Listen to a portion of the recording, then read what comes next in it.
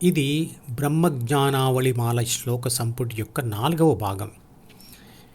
ఈ శ్లోక సంపుటి లింకును ఈ వీడియో డిస్క్రిప్షన్లో ఉంచుతున్నాను, చూడండి.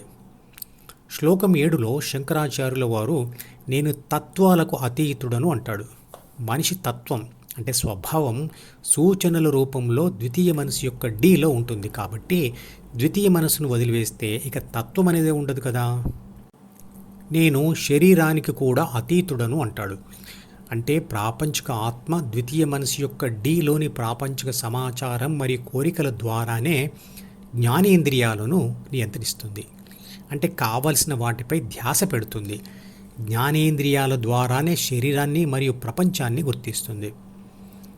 నేను కళ్ళు, చెవులు, ముక్కు, నాలుక మరియు చర్మం మీద ధ్యాస పెట్టకుంటే నాకు శరీరం ఉన్నట్టుగా కూడా తెలియదు కదా. గాఢ నిద్రలో అదే జరుగుతుంది. కాబట్టి ద్వితీయ మనసు యొక్క డీను వదిలివేస్తే నాకు శరీరం యొక్క స్పృహ కూడా ఉండదు.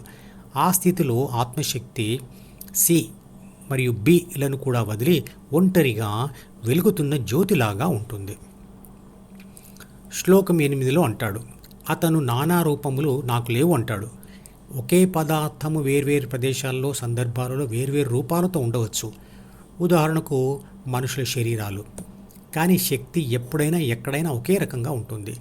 ఉదాహరణకు విద్యుత్ శక్తి ఎప్పుడూ నిరాకార స్వరూపం, కానీ అది ప్రవహిస్తున్న వైర్స్ మాత్రం రకరకాల రూపాలతో, రంగులతో ఉండవచ్చు. అలాగే అది ప్రవేశించిన విద్యుత్ బల్బులు, ఫ్యాన్లు అనేక రూపాలలో ఉంటాయి. అలాగే ఆత్మ అంటే నేను శక్తిని. నేను ఈ స్థితిలో స్థిరంగా ఉంటాను. అంటే పదార్థం నశిస్తుంది, కానీ శక్తి ఒక చోట తగ్గితే మరో చోట పెరుగుతుంది, కానీ నశించదు. శ్లోకం 9లో అతను అంటాడు, మాయ మరియు మాయతో కలిగే శరీరం నాకు లేవు అని. అంటే ప్రకృతి మాయ అయిన ప్రాథమిక మనసులోని శరీర రక్షణ, పోషణ, పునరుత్పత్తి బాధ్యతలలోని పునరుత్పత్తి బాధ్యత మరియు కామ, క్రోధ, మోహ, లోభ, మద, మాత్సర్యాలు అయిన అరిషడ్వర్గాలు అంటే 6 శత్రుగుణాల్లోని కామం వలన ప్రాణశక్తి సంతాన రూపంలో పునర్జన్మ పొందుతుంది. కానీ అతనికి అలాంటి పునర్జన్మ ఉండదు అని అంటున్నాడు. అంటే అతనికి భార్య, సంతానం అనేది ఉండదు. నేను స్వయం ప్రకాశాన్ని అంటాడు.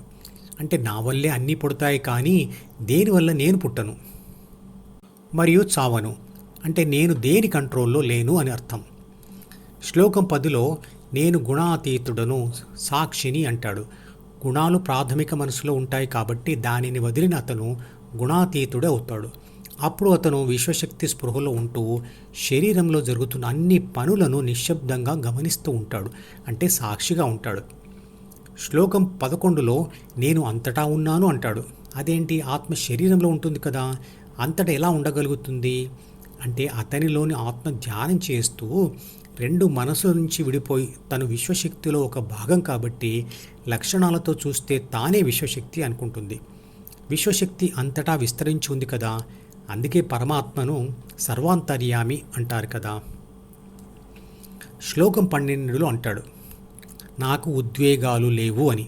నిజమే, ద్వితీయ మనసులోనే భావాలు మరియు భావోద్వేగాలు ఉంటాయి, కాబట్టి ఆత్మ ద్వితీయ మనసును విడిచిపెడితే ఉద్వేగాలు ఉండవు కదా.